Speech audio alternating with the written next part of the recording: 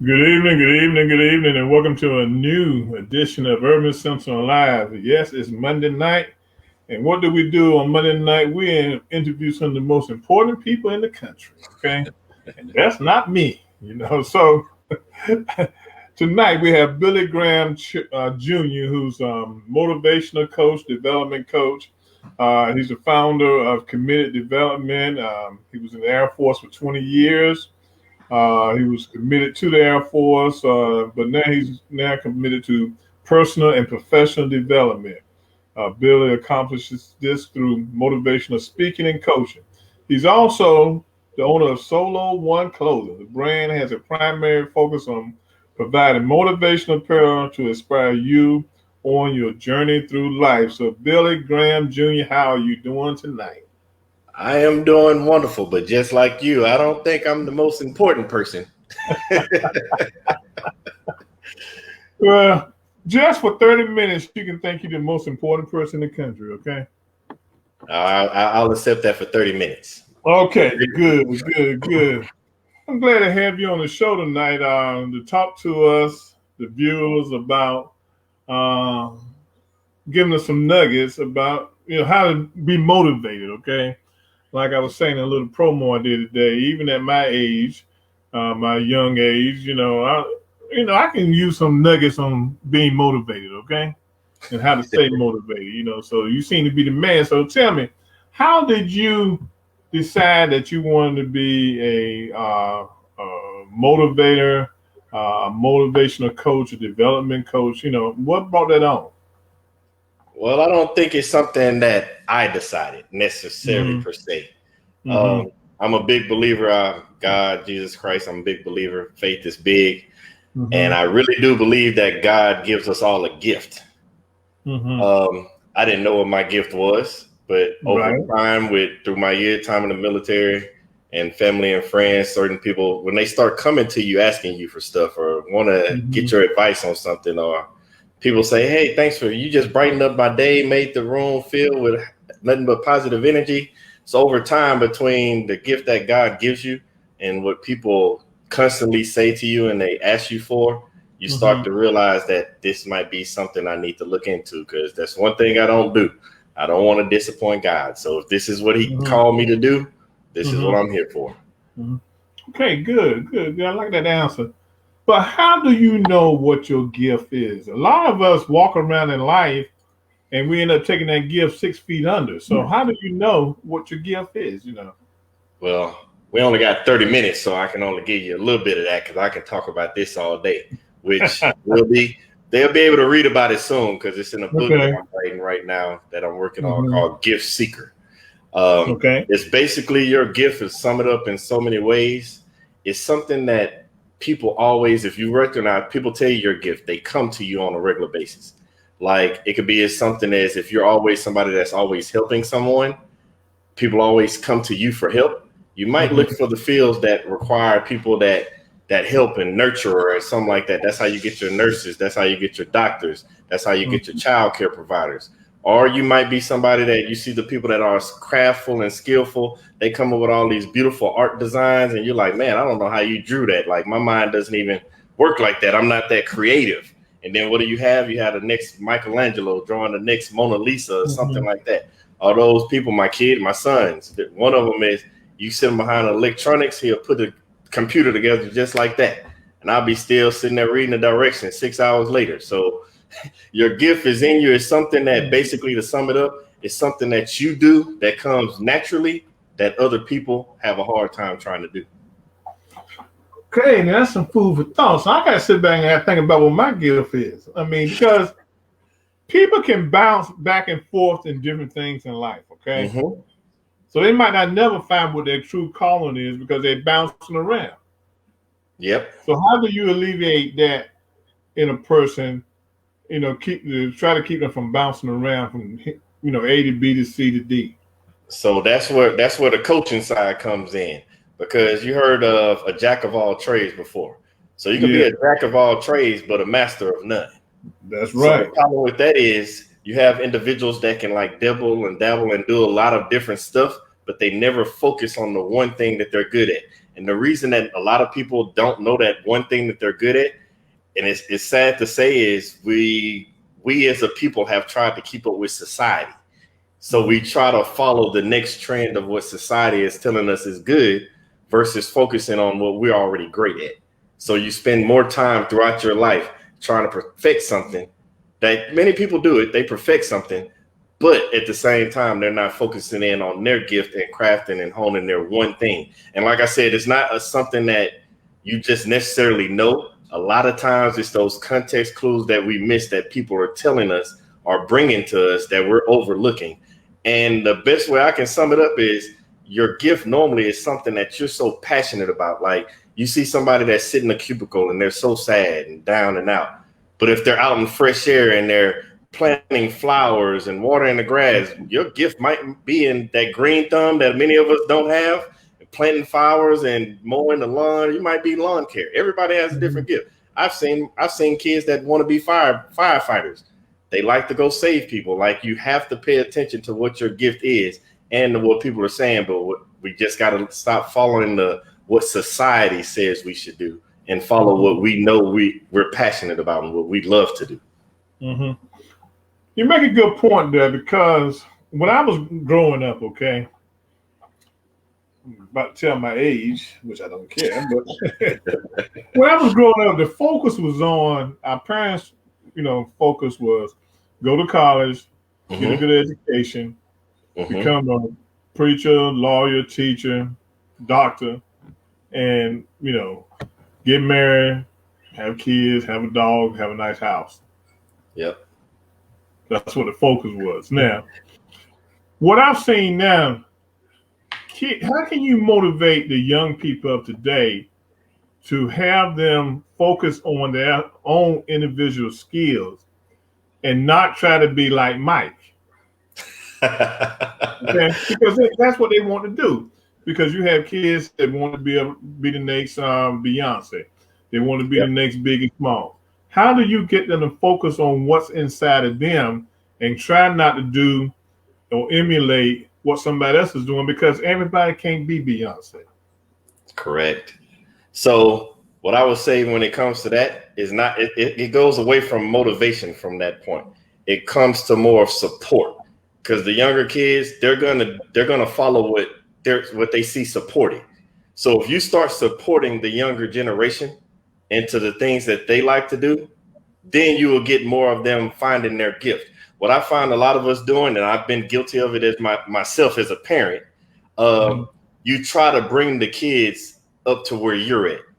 It's very rare that the older generation thinks to look down and go down to where that kid is at. So instead of meeting the kid where they're at, we're trying to pull them to where we're at, just like you said with our parents. Go to college, go become a doctor or a lawyer. Nobody said, how many parents said, you know what, I see you like saxophones. Go learn how to play this music. No, we try to put our kids and our younger generation where we're at versus going down to meet them where they're at and ask them the questions of what do you like to do? What do you see for your future? What inspires you? What do you want to leave that legacy behind for those that come behind you? We're not teaching them that or meeting them at their level. We're trying to put them in levels that we want them to be in. So for example, like you said, the next LeBron, the next Mike, most of the time it's the parents that are pushing those kids that way.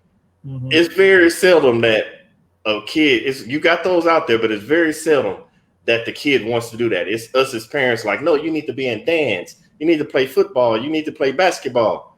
How many parents have actually said, hey, son or daughter, do you want to learn real estate? Do you want to learn stocks? Do you like to paint?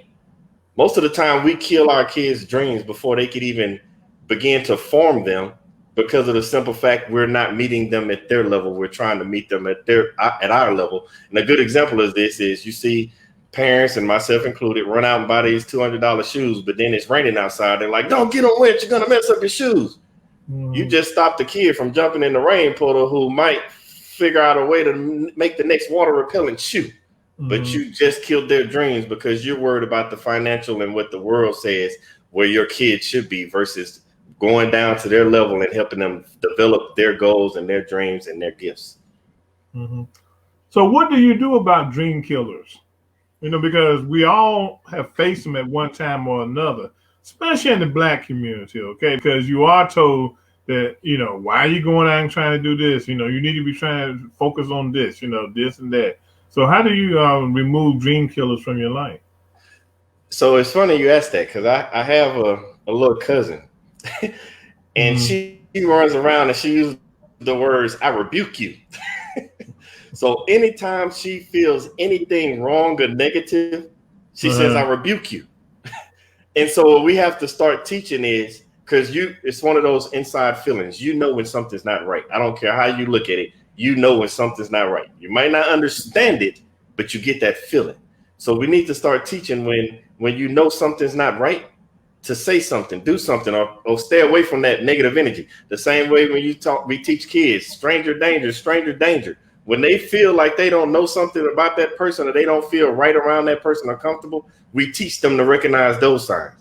We also need to teach them to recognize when something's not positive for their life so they can make sure they remove all the negativity that comes with it. Because those dream killers, they're just negative individuals, negative people, negative situations. Because dream killers don't just have to be a person. It can be a situation that you're in. It can be a certain moment that you feel like, I don't like that part of life, and you stay away from it, and it kills that dream. Like I said, don't jump in the water puddle. That's being that negative person, and you just killed that dream right there. So the best way to do it is to learn to teach our kids to understand the difference between positive and negative energy. So that way they can feel those positive vibes, negative vibes, and know to stay away from that.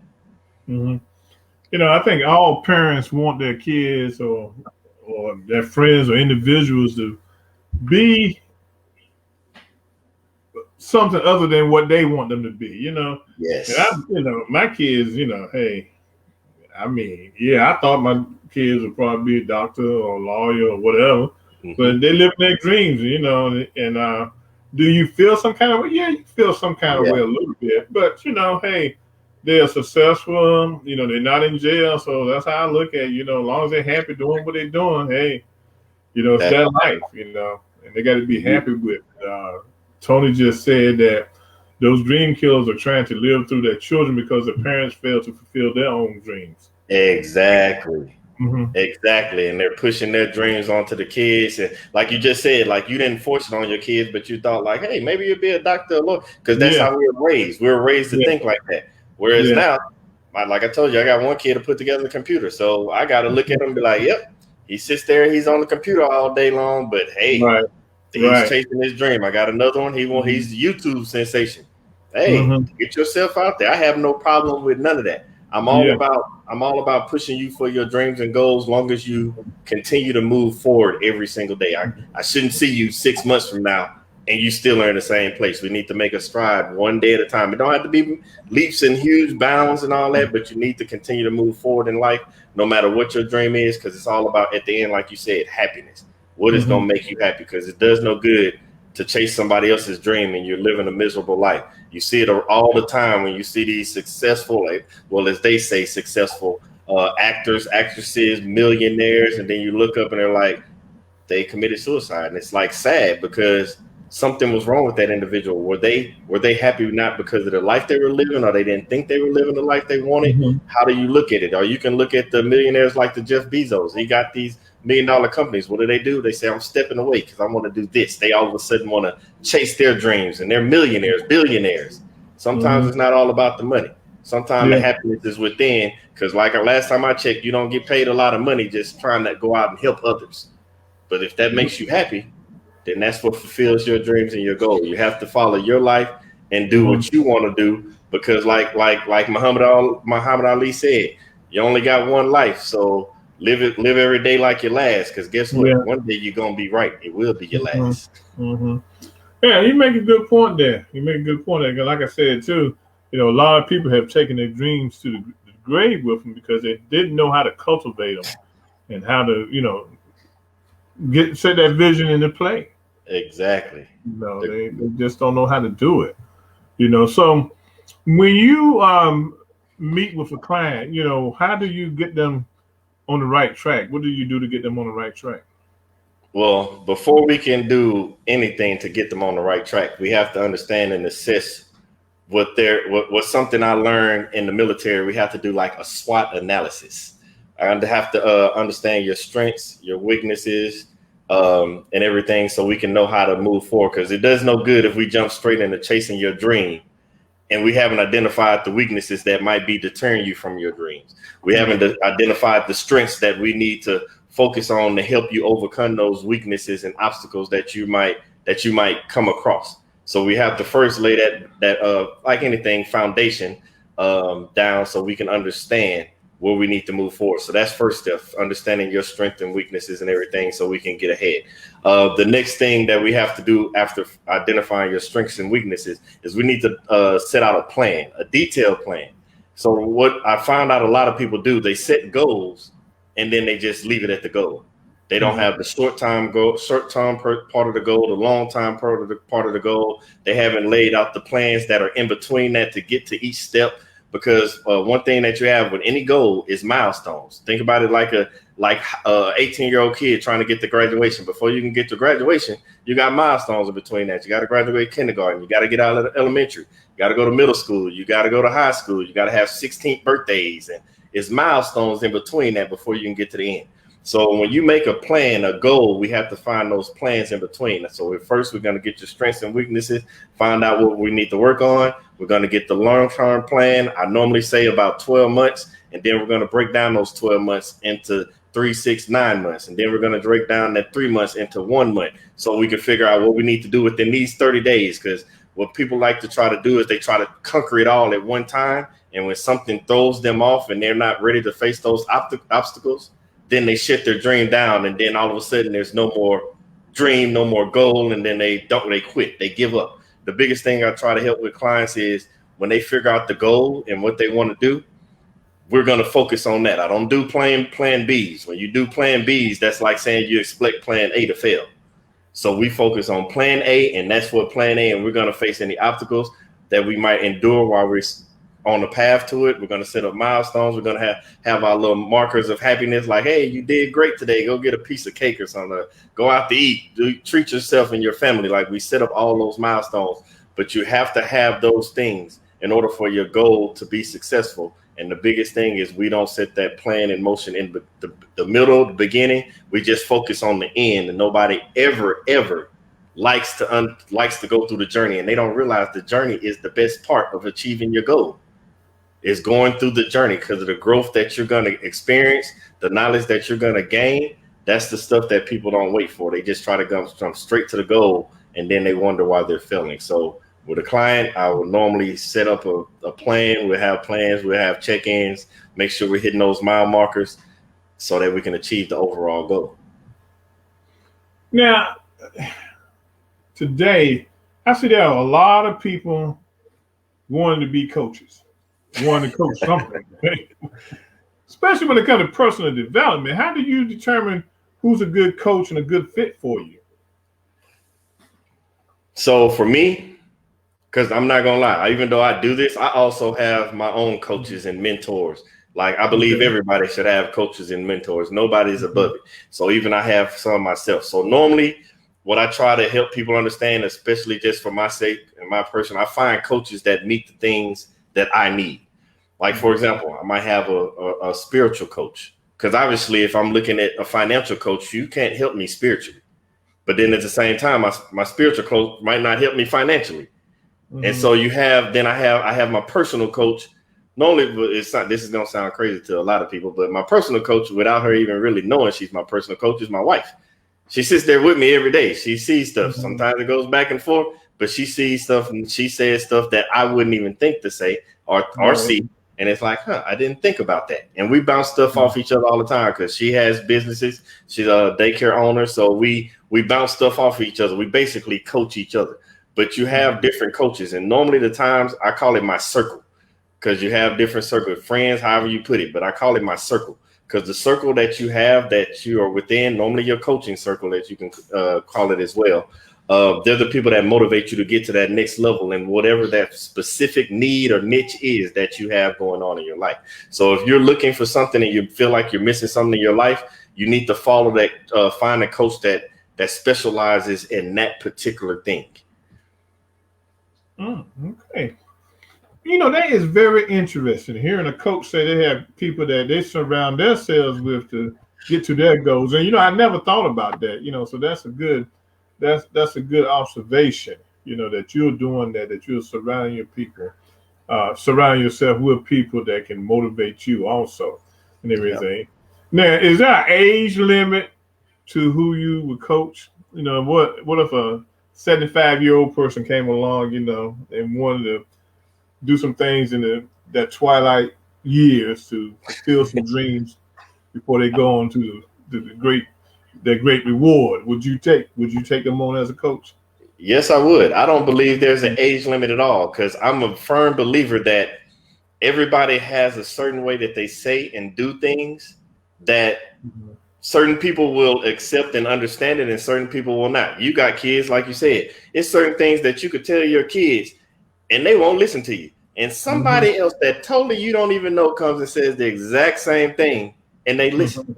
It's all about the person. Some people deliver things differently. Some people receive things differently. So it doesn't matter age to me because if I can't say it right to get to where you need to be based off of the information you tell me, I'm going to help you get to connected with the person that can say it the right way. Because at the end of the day, it's not about how many clients I have, how much money I can make. My whole thing is helping people get to the best version of themselves, even if that means it's not me helping them. So if I have to go help you find somebody else to get you to that next level, best believe with today's society and the reach that you can reach out in the circle of other coaches that I know, we'll find somebody to help you, even if it's not me, because the overall goal at the end of the day is to help you be the best you that you can be. Are you a member of any of the coaching organizations for development and things of that nature, associations that you all have? Not necessarily associations. It's the ones like we went through different academies and different certifications with. After you do them, they make the Facebook groups and make the different groups, and y'all talk back and forth.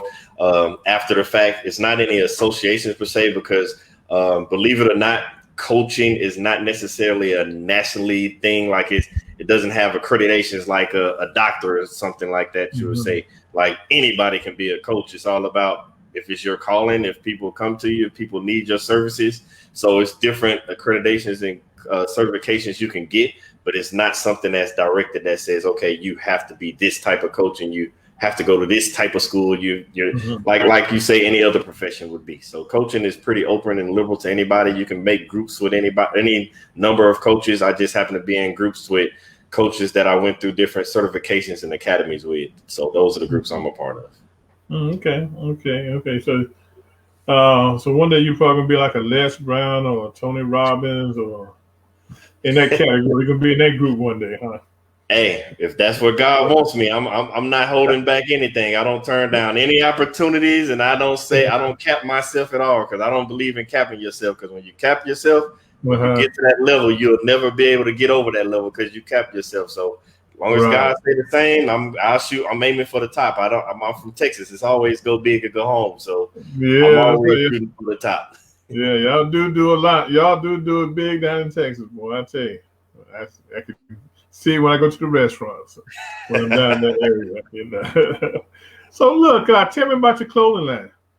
Oh, the clothing line. So it's funny when you say that. So that clothing line got started because as I was growing up, it was clothes all over the place, but I never really had anything that spoke to me.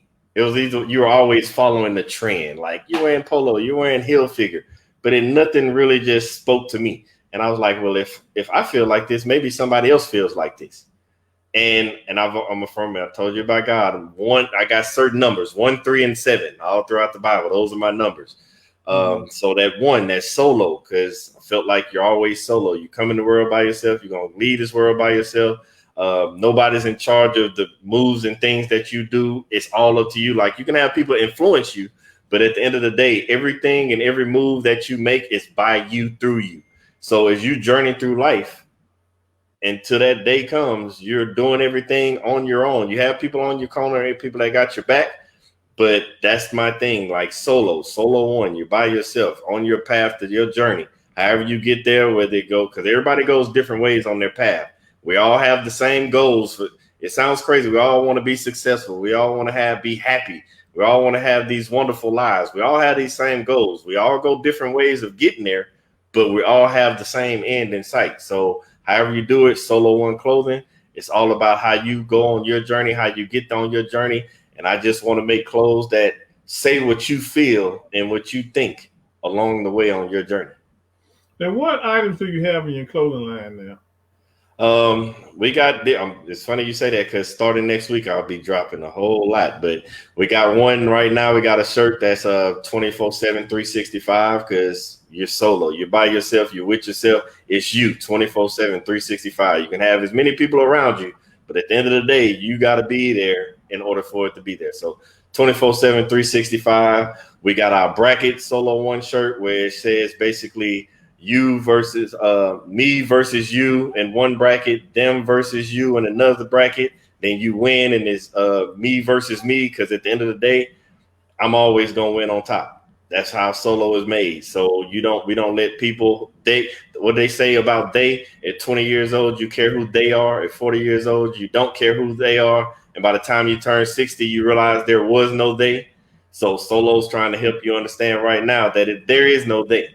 It's you and you only. You're winning by yourself, with yourself right now today, because you can't make these moves without yourself. You can't do anything unless you go solo. Okay. Now, so tell the people how they can get in touch with you, how they can, get a hold of your clothing. Talk to us. You can find Solo One Clothing is solo1clothing.com.